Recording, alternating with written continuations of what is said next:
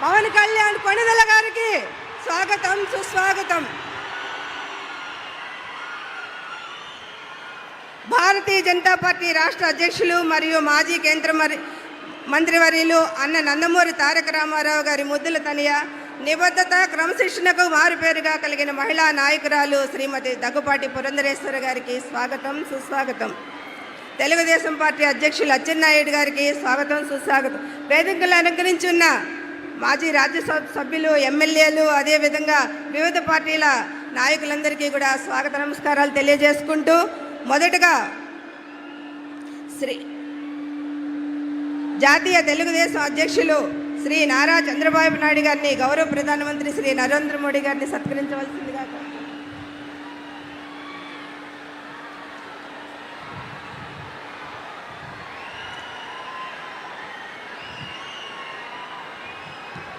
శ్రీ పవన్ కళ్యాణ్ గారిని, ప్రధానమంత్రి గారిని పుష్పగుచ్చంతో సత్కరించవలసిందిగా కోరుకుంటా ఉన్నాను.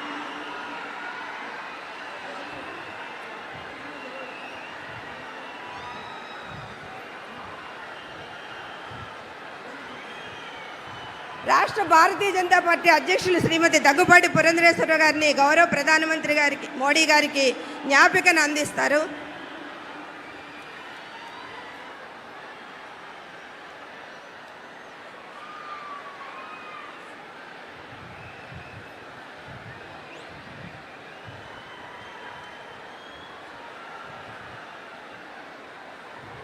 మొదటగా జనసేనాని, పవర్ స్టార్ శ్రీ పవన్ కళ్యాణ్ కొణిదెల గారిని తమ సందేశాన్ని అందించవలసిందిగా కోరుకుంటాం.